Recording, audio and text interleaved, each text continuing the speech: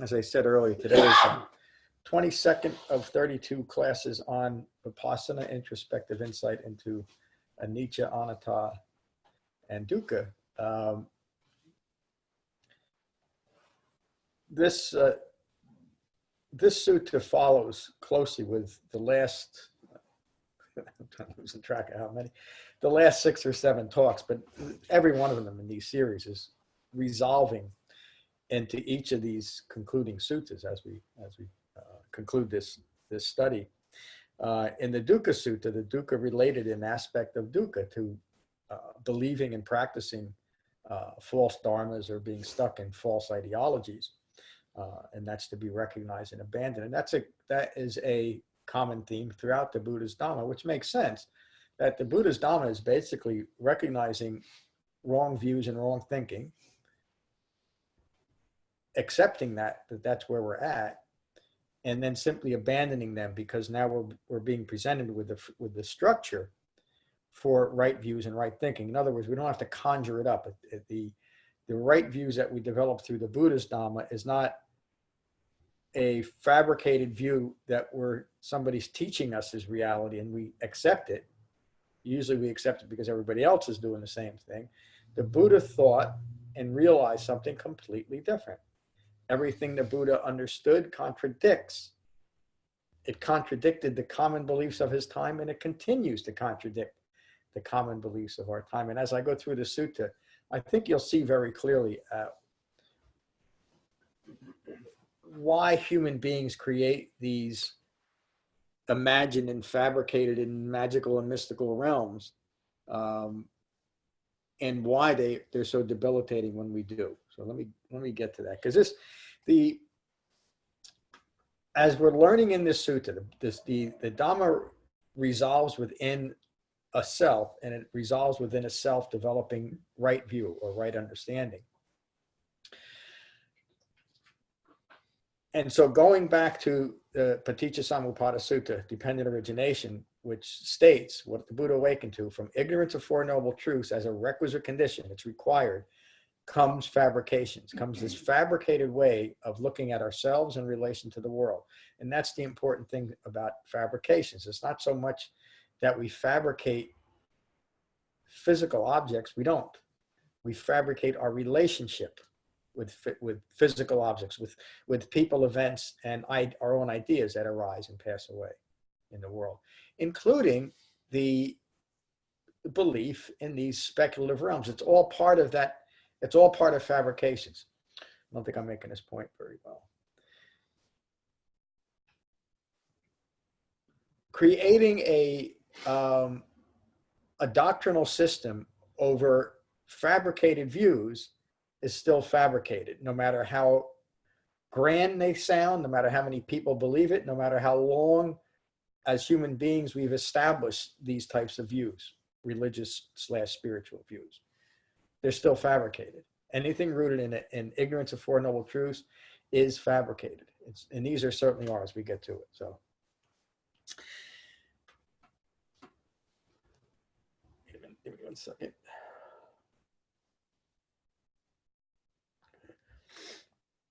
The Anuradha Sutta. I have heard that on one occasion the Buddha was staying near Vesali. Venerable Anuradha had visited the Buddha from his forest hut. But while traveling to the Buddha, a group of wandering sectarians encountered Anuradha. Their group had common questions for Anuradha. Now notice these common questions. These questions are arising from people. It doesn't really matter what religion or sect they're from, because they're the common questions that we've been asking forever. And they're the common questions that we insist and that we engage with religions and so-called spirituality, because we think that seeking answers is a reasonable goal, and it's something we should all be concerned about. Where do I come from? Where am I going? Do you see the eye making in that? And when that is the overarching motivation for why you're seeking anything, why you're trying to learn something, what are you going to get out of it? You can only find the resolution to a fabricated desire in a fabricated result. And so we since the beginning of time, we've been creating these same scenarios to establish a self in, because we know we can't establish it here. And so we create these so-called true beliefs that are rooted in fabrication that have lasted throughout humanity, and they're still here today. There's no difference between this, even though people repeat it over and over again. Isn't that interesting? The relationship today, repeat something long enough, people will believe it. Well, that's just what has happened. The Tathagata, the Anuradha responds. The question that they ask, right? Yes. The Tathagata, the awakened one, has been described as having one of these views. And notice that it's one of these views. The Tathagata exists after. The Tathagata is just a reference to the Buddha. The Tathagata exists after death. The Tathagata does not exist after death. So there was the common beliefs of those times fell into basically two categories, is that the self is eternal, the soul lasts forever, and there's no such thing as a self, and after death there's nothing left. That's annihilation. It also cancels out this life. In other words, to the nihilist, this life is not to say it's not really occurring. It's occurring in a completely insignificant way. Right? The Tathagata both exists and does not exist after death. That was one of the great Zen philosophers, Nagarjuna, hung his entire teaching on just that, and creating the speculative resolution for why that makes sense, that the Tathagata does exist, and does not exist. Think about that. It's hard for me to even say it. But Nagarjuna is one of the most significant influences of modern day Zen teaching, trying to resolve that one point, by the way, which is included in the fabricated Heart Sutra and Lotus Sutra, which basically say that form and formlessness are the same thing. The Buddha says form and formlessness are the same thing, but they're fabricated. The modern belief is that form and formlessness is the same thing, and this is real. Quite a significant difference. The Tathagata neither exists nor does not exist after death. Venerable Anuradha replied that the Tathagata, an awakened one, makes the point, is not described as having any of these views. In other words, Anuradha is saying directly to these other seekers that they're all false views. An awakened human being does not describe these in any way. In fact, he doesn't even address them. The wandering sectarian said to Anuradha, "You are either an inexperienced newcomer or a foolish elder." In other words, if you don't believe what I believe, there's something wrong with you. And we're still doing that today, aren't we? In fact, the modern day view, we have devolved to a society. Now, I'm not saying I'm accusing each and every human individual, but as a society, with our societal structures, we've gotten to this extreme religious point of view, whether you consider yourself religious or not, that the beliefs that I hold are beliefs that are rooted in good versus evil. And so now I become the arbiter of what's good and what's evil. And if you don't believe me, you are evil. And once I can describe it in another human being or a group of human beings, I'm a Democrat, you're a Republican, or I'm a Republican, you're a Democrat. Once I can describe that opposing view as evil, then in my mind and even in my actions, whatever I do is justifiable, because I'm stamping out, when I cut your head off, I'm stamping out evil. I'm killing the witch. But that's what we're doing. And we've created a society where that's acceptable as long as you're in the right group of so-called good views. And who decides what that good view is? What's the right view? What's the healthy view? An ideology, a fabricated view. This has been going on forever, and it seems to me that it's getting more hardened, that we're taking more, even ever more extreme views. And we don't need to get into why that is. But the point is that it's something that has been going on forever. We're still doing it. Not long after Anuradha thought, if I am questioned again by seekers, how will I answer in such a way that will not misrepresent the Buddha's Dhamma, so that those whose thinking is in line with the Dhamma will have grounds for criticizing me. Anuradha went to the Buddha. He bowed and sat to one side. Anuradha understood that because his question simply left more confusion and doubt in the sectarians' minds, that he must be missing something in how to teach the Dhamma, which is true. That was very wise and insightful. And Anuradha understood the importance of presenting the Dhamma in a clear and direct way so that others can understand it. So he went to the Buddha, bowed and sat to one side and said, "Great teacher, a group of wandering sectarians asked me if you had any views that agree with these views. The Tathagata exists after death, the Tathagata does not exist after death, the Tathagata both exist and does not exist after death, and the Tathagata neither exists nor does not exist after death." There's Nargajana. I said to them, "Friends, the Tathagata, the awakened one, is not described as having any of these views. They assumed I was an inexperienced newcomer or a foolish elder. I misrepresented your Dhamma. How should I respond in the future to present your authentic Dhamma so that I won't be criticized by the wise?" Let's skip over some commentary. The Buddha responds, "Well, what do you think, Anuradha? Is form permanent or impermanent?" Form is impermanent, Master. And notice, immediately, the Buddha's not getting into explaining away why these views are ignorant. He's simply stating, this is what reality is. Decide for yourself. He's not answering the question.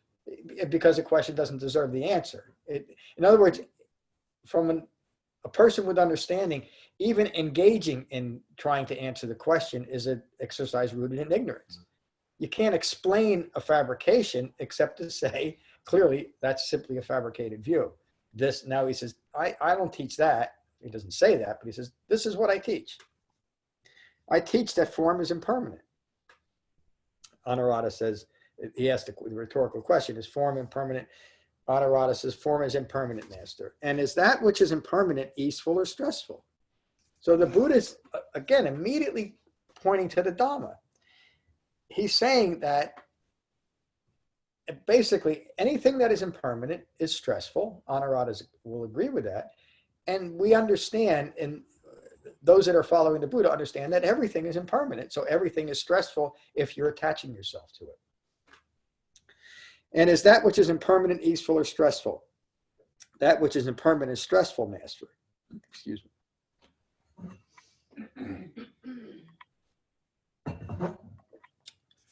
And is it authentic to my Dhamma to join with what is stressful, to self-identify with what is stressful, by regarding what is impermanent as stressful, subject to change, as this is mine, this is myself, this is what I am?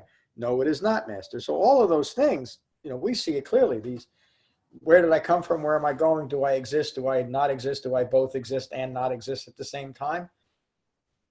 What's the focus of that question? Me. Where am I? Where did I come from? Where am I going? How do I exist? How do I establish myself in the world? I don't understand how to do it. And it creates incredible stress. So we create these fabricated views to satisfy that inner fear. Where there's the Loka Sutta, where there's desire, there's fear. Where there's ignorance, there's desire. Anuradha replies, no, it is not, Master. Well then, the Buddha just described is form impermanent or not. Now, what the Buddha is referring to in an overarching context is the 5 clinging aggregates: form, feeling, perceptions, mental fabrications, and consciousness, ongoing thinking, rooted in ignorance of Four Noble Truths. So he continues, the Buddha, is feeling permanent or impermanent? Feeling is impermanent, Master. Well, is perception, I'm caught up because there's something I want to say about that. And I think this relates a little bit to what I said earlier about how we're becoming even more fractured in our good versus evil. The Buddha taught the foolishness of basing our decisions about who we are and how we feel in relation to the world on our feelings, because our feelings are impacted by fabricated views and they are entirely impermanent. It's just foolish for an adult awakened human being, a fully mature human being, to react to their feelings in any other way except it's just a feeling.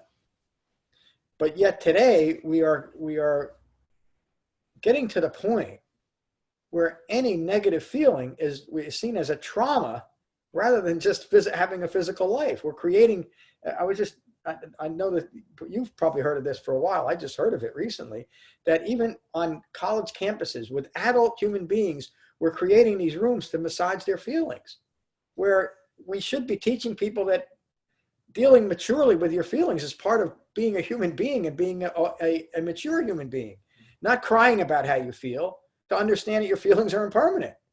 And we're doing just the opposite as a societal structure, to overemphasize your feelings, to increase the self-identification with feelings, to make them more real than they even are in a fabricated way. We're doing exactly the opposite and we have for a long time, as evidenced by the sectarians, what the Buddhists said to recognize as foolish. Feelings arise and pass away. Why do we want to describe our entire experience on how I feel when my feelings are impermanent? When I disjoin from my feelings, then I can truly be alive and feel what's necessary to feel right here, right now, as a human being. And if somebody said something that got me upset, I don't want somebody to massage that away from me, because you're just further conditioning my reaction to it in the first place. I want to understand that no matter what people say has no effect on me. And I'm not saying in an arrogant way that I do whatever I want and I don't care. I understand who I am. You brought this up Tuesday night, I think it was, Jen. I wasn't here Tuesday. Or maybe last Saturday. Okay. About an interaction that you had that you recognized. Your first experience was you took it personally, and yet then you immediately went to, wait a minute, this is not me, this is not mine. Right. You didn't hang on to your feeling and use that feeling to justify further aggravation within yourself and harsh judgments towards others, simply because of the way you made you feel. And the feeling left. The feeling was of no consequence because of the way you recognized it. Mm-hmm. If you didn't recognize it that way, the feeling would have become consequential in your life. That doesn't make it the underlying feeling real. You made it real. You made the stress and suffering appear in your life by your self-identification with it. It's really a great realization and a great teaching. Any emotional response to any feeling will result in dukkha. Yep. As per dependent origination. It seems like this sutta was directly zeroing in on dependent origination. Yeah. To that. And what you're describing, I mean, I think we've all experienced it in this environment, these emotional responses to feeling. Yeah. That people want you to come in to that circle of emotion and react to it in that way. And if you don't, then yeah. So I mean, that's how the Dhamma has been helping me. And then the paradox that I always like to talk about is that it creates other issues, because then people will go, well, why aren't you reacting to these emotions? Yeah. And the more extreme people's reactions are, the more they insist that other people must be reacting in that same extreme way, or they're bad people. The people that have lost their minds insist that other people must follow and lose their minds the way I have. Really, I mean, that's what we're doing. And if you don't, I mean, and there's constant examples now, unfortunately, of groups that do that they excite other people. And these are modern American citizens that think that it's right to beat the hell out of others because you don't believe what I'm believing. And that there's a whole segment of our national society that won't even address that. They continue to ignore it. And modern media are all made for that. Facebook and Twitter and all that. It's made for just that. Yep. It's made for eye making. Yes, and we've gotten to the point where we're so stuck in fear that we can't allow someone who doesn't believe, and I'm talking again in general, in general, we can't allow someone who has an oppositional view to me to survive, not even to have a platform. You no longer deserve to live in this world. Nobody should recognize. If you don't believe me, nobody should even listen to you. You shouldn't be allowed to speak in this world. I mean, it's really getting very extreme, but it's rooted in what the Buddha recognized 2,600 years ago as ignorance giving rise to fear. All of that rhetoric is rooted in my own ignorance of the way things are, and fear that you're going to do something different that affects my ignorant views. And look where we're going. Nothing has changed. Becky. And the more you go in that direction, the less clear your view of the world is. If you can follow an awakened person, or a person who is working to become awakened, who can clearly see a situation, whereas those, I'm not saying that I can do that. I just realize that when you're concentrating and you realize the eye making that you are doing, and you're able to recognize it and get back on the path, you just become so aware of the fact that people are missing their whole life. They're not aware of it, and they're not even there. Because they're stuck in that. They don't. They're just stuck. Look at what Jen did. She saw that it was not unique. She saw it arise, and she saw it pass away. So therefore, she didn't miss that moment. It could have been a painful moment. The opportunity. Painful moment, but she saw it, didn't take it personally. It arose and it passed away. Yeah, there was no clinging. So there's no energy even to prompt you to have a reaction back to her. That's right. So right there, That's right. Peace was established. Peace was established, and she moved on with her day. And she does that 1,000,000 times a day, but now she's aware of what's. And that is how we establish peace in the world. Well, but again, it's just such a perfect example of disjoining from what's occurring. So it's not even, I wouldn't even say that it's just a perfect example of how the Dhamma develops. And the fact that Jen needed to use the Dhamma should not be seen as something lacking in Jen. I'm saying, because some people will say that just the fact that I had to go through that instantaneous process of recognizing there's no me here, that's the Dhamma. That's it. There's no Dhamma lacking because you had to do that. That's the point. Dukkha arises and passes away. Recognize it. Don't take it personally. Don't join with it. And to use Tim's other side on that, worrying about what people think about his reaction is equally something that he's recognizing as arising and passing away. So you can't be judgmental on that side of it either. No, I was listening to someone yesterday. I can't remember who it was, but they said just this awful, angry. We should be outraged. Why do I want to be outraged? Why would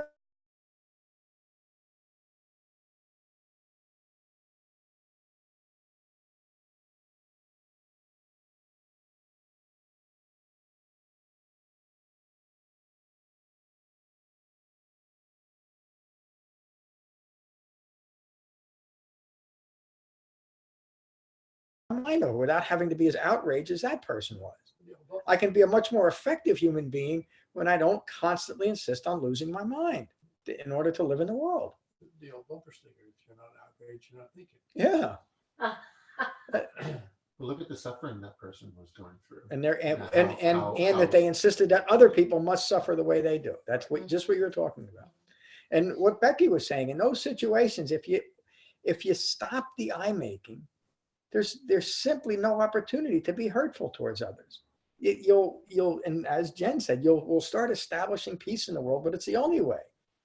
You've heard me say it, that if we want to end conflict in the world, we first have to end conflict within our own minds. It's the only possible way. So those people in the world, and there's millions of them, that are really concerned about other human beings and the things that are going on in the world that are so hurtful, if you really do care about other people, take to the Dhamma and end your ignorance. Because that's where it comes from. That's what the Buddha keeps coming back to that. Stop all that self-aggrandize imagining about where you're going and where you came from, and put yourself in your place. Unite your mind and your body right here, right now. Let me continue. So just going through the 5 clinging aggregates. We went form, feelings. Now the Buddha asked the rhetorical question, is perception permanent or impermanent? Perception is impermanent, Master. Are fabrications permanent or impermanent? They're impermanent, Master. Well, what about consciousness? Is that permanent or impermanent? Consciousness itself is even impermanent, Master. And is that which is, I'm editorializing if anybody's reading along with me. And is that which is impermanent easeful or stressful? That which is impermanent is easeful and is stressful, Master. And is it authentic to my Dhamma to join with what is stressful, to self-identify with what is stressful by regarding anything, I just added that word, anything that is impermanent, stressful, subject to change, as this is mine, this is myself, this is what I am. And again, using Jen as the example here, what she described last Saturday was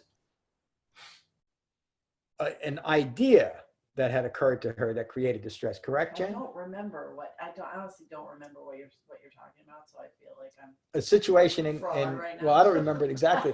A situation in class where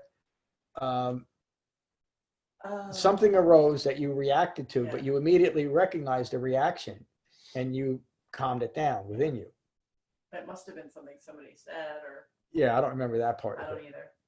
But And so in that moment, you recognized the conditioned response of Jen's ego, and you immediately said, no, that's not me. That, again, I keep bringing it up because it's that's how we practice the Dhamma. When something arises in our mind that is stressful, we remind ourselves, for one thing, it's impermanent. We recognize the impermanence in it. We take a breath and we realize, wait a minute, this is not me. How could it be? Because I'm only made up of these 6 properties. This isn't a part of me. This doesn't affect me in any way. Continue.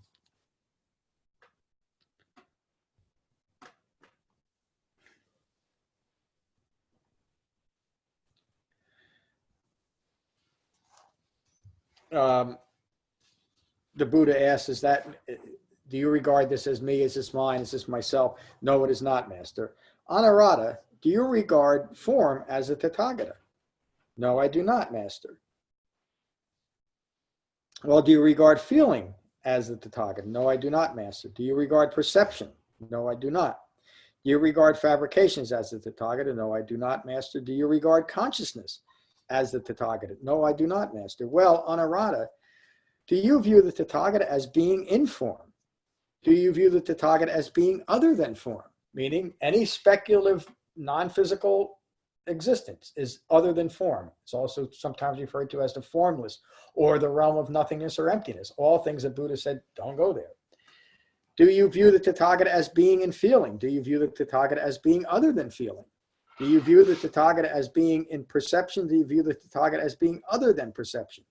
Do you view the Tathagata as being in fabrications? Do you view the Tathagata as being other than fabrications? Do you view the Tathagata as being in consciousness? Do you view the Tathagata as being other than consciousness? None of those things. No, I do not, Master. Anuradha, do you view the Tathagata as the 5 clinging aggregates, which he just went through individually, as form, feeling, perceptions, mental fabrications, and consciousness? No, I do not, Master. Well, do you view the Tathagata as without form, without feeling, without perception, without fabrications, without consciousness? No, I do not. And again, that would be the speculative existence. The human being is both this in this life and they're that in another life. That's the common belief. So, Anuradha, when you cannot describe or establish the Tathagata as permanent truth in this present life, let me go back to the beginning. So, Anuradha, when you cannot describe or establish the Tathagata as a permanent truth in this present life, is it authentic for you to declare that the Tathagata, the awakened one, has any of these qualities you described? No, it is not, Master. Well, Anuradha, you have learned well. Remember what I teach. At all times, it is only stress that I describe and the cessation of stress. That's the end of the sutta, but I'm not done with it. Where does stress ultimately reside? Is it in the world? It's in your ignorance. That's where the Dhamma resolves, where stress resides. It's the only thing that we're concerned about. So we can come up with all kinds of scenarios that may or may not be true about where I might be in the future. And even if they're true, they're not, but even if they're true, how can I deal with my stress when I'm not in my body anymore? When I'm in another idea? I can't do it. The Buddha taught a Dhamma to finally unite a mind and a body and keep it there. And it's the breath that keeps us there. The single defining characteristic of an alive human being is one thing. How do we test people if they're alive or dead? The most obvious. Are they breathing? Are they breathing? Put a mirror in front of their mouth. Put a mirror in front of their mouth. The defining characteristic of an alive human being is the breath. Practicing the Dhamma is the direct, practical, ongoing experience of having a human life. I'm alive. And the breath meditation, jhana meditation, is the metaphor and the practical experience of life and death. My breath arises, I'm alive. My breath passes away. I've passed away in this moment. But I've arisen again in the next moment. And that breath awareness, true anapanasati, is a description of someone who has awakened and understands. Am I breathing? I'm alive. And what happens when I'm not breathing anymore? What should I do about that?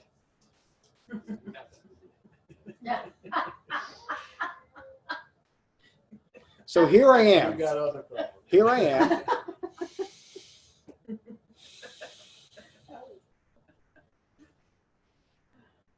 Did you see what I look like when I'm here? Right? Here I am, having a human life. Now I'm not. What's the difference? My breath. I'm making you to believe that now I'm not breathing. It's this simple connection that the Buddha taught that is called jhana meditation. That is the most profound teaching of all time when we can do it. Jhana meditation. Because in this moment, when I find my mind getting caught up in speculation or reacting to a room full of kids, and I take a breath, I'm back in my life. When I react to a room full of kids or an ideology, I'm everywhere else but right here.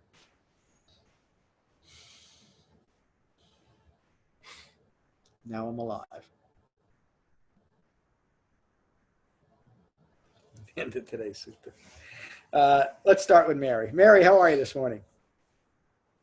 Good morning, John. Good morning, everyone. Good morning, Mary. I've enjoyed the conversation. I will take noble silence. Thank you. Thank you, Mary.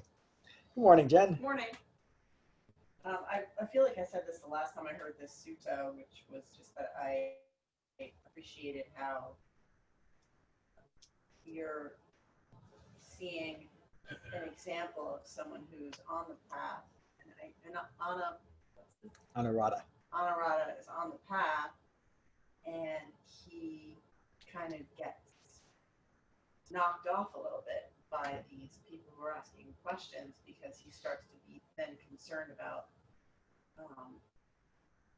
what he's going to do in the future and how he's going to say things in the future that will avoid the feeling that he has right now, which is feeling judged by somebody else, and that's all nonsense.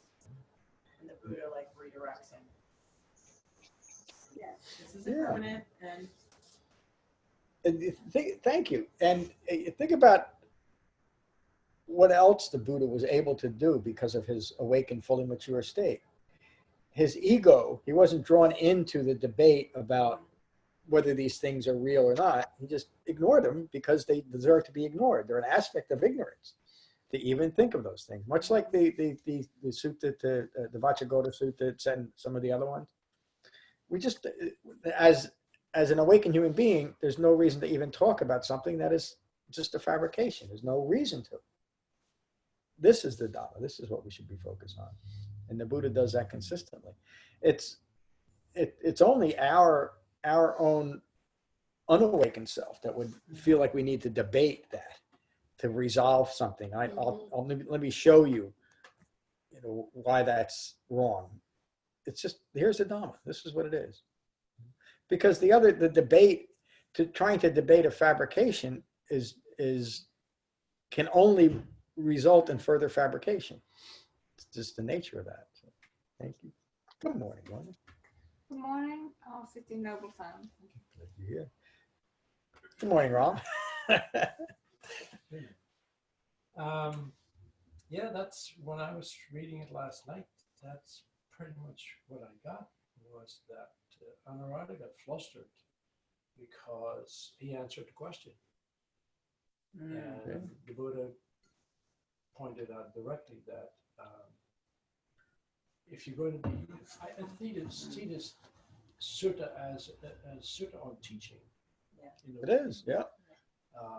If you're going to be teaching, don't teach to the questions. Yeah. Teach to the underlying fabrications that the questions arise from. As opposed to getting drawn into the fabrication. As opposed to getting drawn into the that's the whole teaching in this sutta.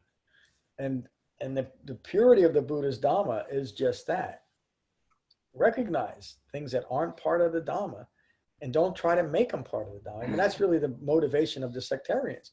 These are our beliefs. These are the things that we want our so-called spiritual practice to resolve. So how does the Buddha deal with them? These are these are the issues that we're concerned about. The Buddha said, those aren't issues at all. This is what we do. Thank you. Morning, Tim. Good morning. Yeah, to what everybody's saying and to what we were talking about, this sutta really comes together. There's a slight insult there and a slight emotional response by Anuradha, because he said you were either a foolish elder or newcomer. Yeah. And so that was kind of a slight. And there was a slight sense of ego, I sensed, at least in the sutta. Maybe that was me reacting to it. Anuradha being, what did I do wrong? Yeah. Let me go to I have to ask, and he was flustered. Yep. I went to the Buddha and explained it. And so this is what I think we're all talking about today. If we were to take that situation today, if you were talking to somebody, pick a topic, and someone said to you, well, you're stupid. You're either stupid or you're ignorant or whatever, how would we react to that kind of statement? And so that's where Ram just summed it all up. It's a teaching moment. Really. Yeah, and Anuradha understood that as a Dhamma practitioner, I need to be able to be authentic and represent that to other people. And that was really the motivation. I mean, it was obviously reacted to that, to the being called a newcomer. Yeah, but his concern was, I need to find out how to represent the Buddha and his Dhamma in a useful way, in a skillful way. Right, because his reaction was not useful. Yeah. Right, they did not leave that situation. They left with the same emotional response. Yeah, that's right. To it, and so nothing was gained. No, and an opportunity for you could look at it this way, not to blame Anuradha, because it's not about blaming him, but there was an opportunity to continue introducing the Dhamma to people that were at least interested in so-called spiritual matters, that was lost because Anuradha wasn't ready. And that's, again, there's no blame there. It's just what occurred. It's part of our little bit of history. It's what occurred, but we can learn from that another aspect of being Dhamma practitioners is to understand it enough so that when people are interested, we can explain it in a skillful way. Yeah. That's important. But it doesn't mean that if we can't, we're doing something wrong. It means we still continue with the Dhamma, learn how to do it. And he asked a question like Anuradha did. He went back to his teacher, says, this occurred. What should I do next time? In daily life, there are a fair amount of opportunities to engage in really teaching the Dhamma. Oh, yeah. And I realize often that I don't have the toolbox yet to. You're getting it. Yeah, but It shows the importance of what you're doing, training, because he really almost participated in wrong speech because it wasn't useful for those people. Yeah. They weren't ready for it. So therefore, he went properly back to his teacher and he clarified, because it's what the Dhamma is about and what it's not about. Yeah. And as you go forward with your training, it's so vitally important that you're not just speaking because you're out in front and teaching. Yep. So I'm totally admiring your bravery in taking on that training, but it's so important. Yeah, thank you. It's the students make it so that there's no courage needed to do that, and it is remarkable. We have two of the people in teachers training here with us this morning. How it has changed them, and I think all four would agree, but the two that are here this morning would. That your relationship to the Dhamma has changed in a significant way. Maybe subtle, but I took it on for that purpose. yeah. Because I realized there was a lot of gaps there, and it was in a way frustrating to come into situations where clearly the Dhamma could have been a help, and just not getting it out. Yeah. And you also learn, but whether you're in teacher training or not, you learn when it's appropriate to speak about the Dhamma, and sometimes it's direct ways, sometimes it's just subtle ways. You might That's just say actually it. what was coming up for me too when I was just listening to you guys talk about this situation, and an alternative way of looking at it is to just say those individuals weren't ready to hear it, and when they said, well, you're either foolish or whatever, at that moment he just watched his own reaction and then watched it pass away, and then moved on. That's It it. didn't hang on to it long enough to actually go ask the Buddha about it. That's another approach, thing that could have happened. Thank you. Tim, were you finished? Yeah, kind of. I'm more extreme or I'm not, but I know what you're saying with the teaching thing. I really do see the value of this sutta with regards to that. But as somebody who is going through life trying to, practice the Eightfold Path, a situation did come up similar to this. Mm-hmm. I'd like to share it real quick. Please, don't. There's no rush, Tim. I have a friend for over 35 years. I've known this person since I was 5. Best friends, traveled the country together, went through different experiences together, helped each other out. And he had heavy emotional responses towards contemporary issues. And he didn't like my non-response. Huh. And he basically said that not agreeing in so many words to this response, you are lacking of morals, ethics, and value, and I can't be friends with somebody like that. Wow. Oh, wow. So God. well, this has happened a couple of times, and I'm sure we've all had maybe situations like this. And the sutta Sure. is suddenly talking about this. My response was probably wrong because I really said, I didn't say it in such elegant terms. I just said, I don't care. Not about you, but I don't care about what all this is that's happening. It doesn't, it's not affecting me. It's not who I am. It's not what I'm involved in. It's all, because I wasn't going to, I didn't apply the Dhamma properly. Yeah. If I did, probably would have, I know it would have had a better response on the other end. And maybe I'll revisit that. But I felt that I did not get drawn in. Okay. I didn't get drawn into this because that's really what it is, right? Responding to that insult, responding to that emotional attack would have been me attaching myself to it. And so I chose defending not this to. fabricated self. I chose not to. So I felt I know that I'm on the right path on it. Yep. But this sutta kind of really fine-tuned it for me.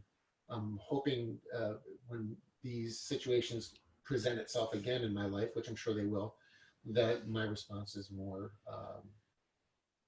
it has more right speech to it. Yeah. Thank you. It's just beautiful.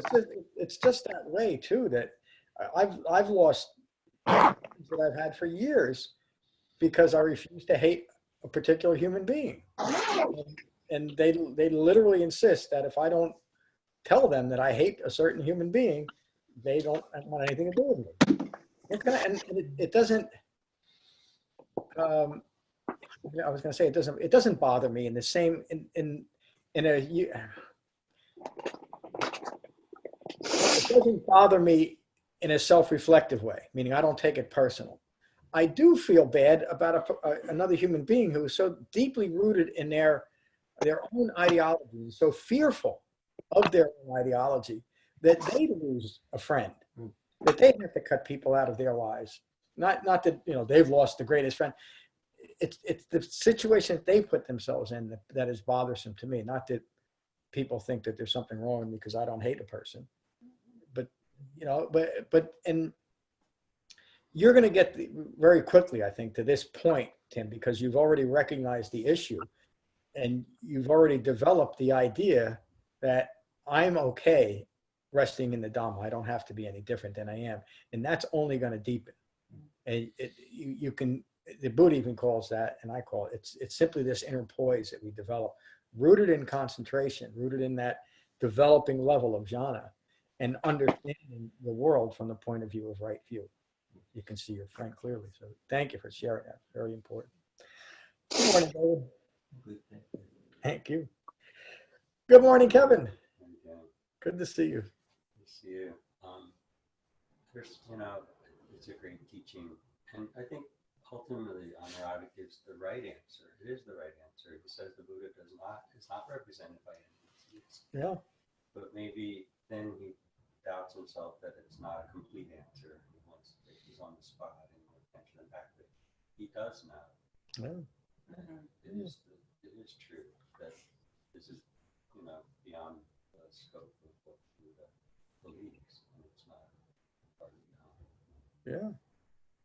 Yeah, it's, I mean, if you asked me 25 years ago about Buddhism, I would have responded like the sectarians about what is Buddhism, because that's what I thought it was. And because I thought it was this for me. But it didn't, there was no usefulness to it because I used it to continue my own ignorance within a framework that allowed for that. I was a good practicing Buddhist, getting ever more ignorant of who I was in relation to the world because the practice itself didn't offer anything that could change that. It's just the way it is. And I often say I would have gotten just as much understanding of who I am in relation to the world as if I went bowling every Thursday night. I'm saying it because to get the giggle, but also to make the point. It's just that way. Going bowling on Thursday night is a relatively harmless and some people would say wholesome activity. Going to temple, whether it's a Buddhist temple or a Jewish temple, is a wholesome activity. It's not going to bring me understanding of self in relation to the world. Yeah, and I guess if you asked me a couple of years ago, I think Buddhism probably tells us what the reality is. Yeah. What, Yes. and that'll save us. Yep.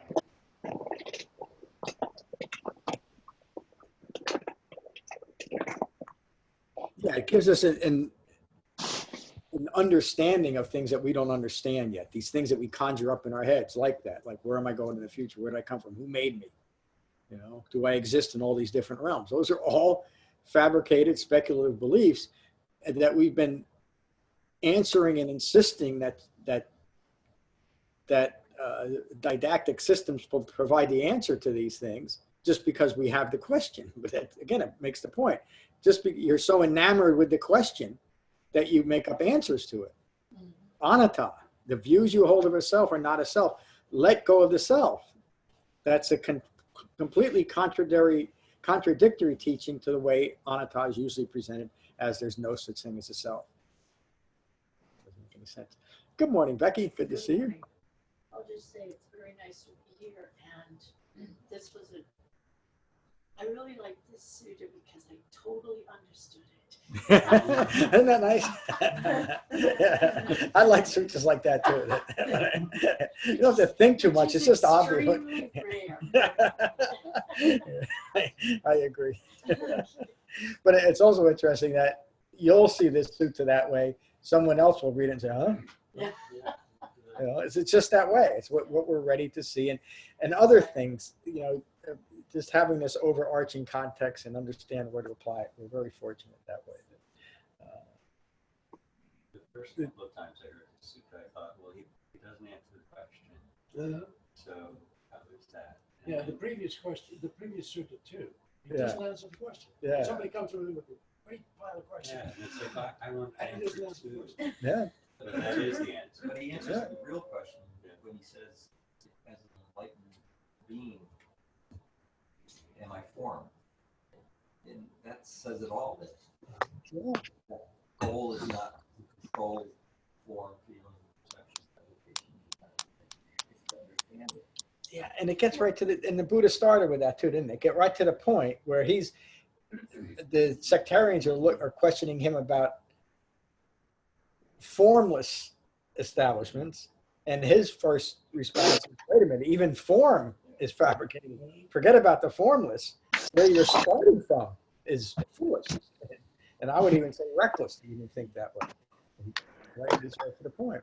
But if he got into this long conversation about why the sectarians are wrong and where fabricated beliefs and all the rest of this, missed the point.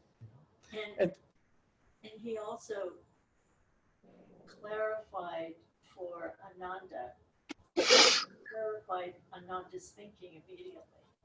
Yep. He showed Ananda the answer. Yep. And actually let Ananda come to that conclusion sort of on his own by revisiting the Buddha's questions.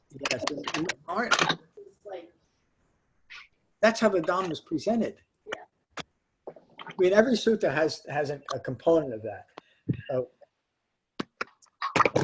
Some of them, not all of them, but many of them start with a broad presentation of what's occurring from wrong view, from a lack of Dhamma.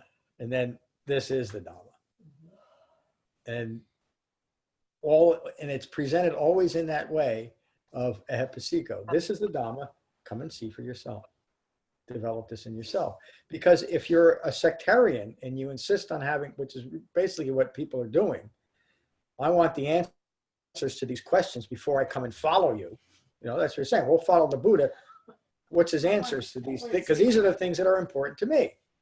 In my life, right here, right now, the most important thing for me to understand is, were you alive in the past and are you alive in the future? Or do you not exist or do you not exist? How can that have any bearing on me right here, right now? Except that's basically religion. Where'd I come from? Where am I going? And how do I get there? What do I have to do to get here? Some religions say if you follow these certain commandments, then you'll get to this speculative existence. Some say that if you do certain things when you die, you're going to get 7 virgins. I'm not making a joke. There's some religions like that. We know of that. Others, if you do something bad, then you're going to end up in this non-physical but very hot spot. Well, how can it be hot if I don't have a body to feel? I mean, I thought about these things when I was first told about that where I'm going because of the way I act. How bad could it be? Because I understood that there'd be me there, but without a body. And I also understood that I need I'm a little kid trying to figure this out. I never came to the resolution of it. It's good to see you. I'll see you Tuesday. On that note, I think we'll conclude. So if you want to hang around a minute, I'll do the meta. But I understand. Good to see you, my friend. Okay, yeah, that's enough for today, huh? And Kevin, do you know, I think everybody else has been here. We're not having the Donna dinner this year. And we're going to have a sangha dinner on December 12th. Have you, you've got that message? Okay. I might work something out for that day. Oh, I hope you make it. Yeah, Thursday, December 12th up at Bamboo House. Family and friends welcome. It'd be great to see the rest of the roaches. Yeah, that would be nice. Sam almost came today. Ah, yeah. Well, bring them. Yeah, it's always good to see him. Tell him I said hello, please. Oh, that's not the right one. Okay, these are the Buddha's words on metta from the Kalaniya Metta Sutta. So find your relaxed meditation posture. Take a moment to become mindful of your in-breath and your out-breath. And again, these are the Buddha's words. This is what should be done by one who is skilled in goodness and who knows the path of peace. Let them be able and upright, straightforward and gentle in speech, humble and not conceited, contented and easily satisfied, unburdened with duties, and frugal in their ways, peaceful and calm and wise and skillful, not proud or demanding in nature. Let them not do the slightest thing that the wise would later reprove. Wishing, in gladness and in safety, may all beings be at ease. Whatever living beings there may be, whether they are weak or strong, omitting none, the great or the mighty, medium, short, or small, the seen and the unseen, those living near and far away, those born and to be born, may all beings be at ease. Let none deceive another, or despise any being in any state. Let none through anger or ill will wish harm upon another. Even as a mother protects with her life her child, her only child, so with a boundless heart should one cherish all living beings. Radiating kindness over the entire world, spreading upwards to the skies and downwards to the depths, outwards and unbounded, freed from hatred and ill will. Whether standing or walking, seated or lying down, free from drowsiness, one should sustain this recollection. This is said to be the sublime abiding. By not holding to fixed views, the pure-hearted one, having clarity of vision, being freed from all sense desires, is not born again into the world. Thank you for class this morning. Thank you for joining us, Mary. Thank you, John. Peace.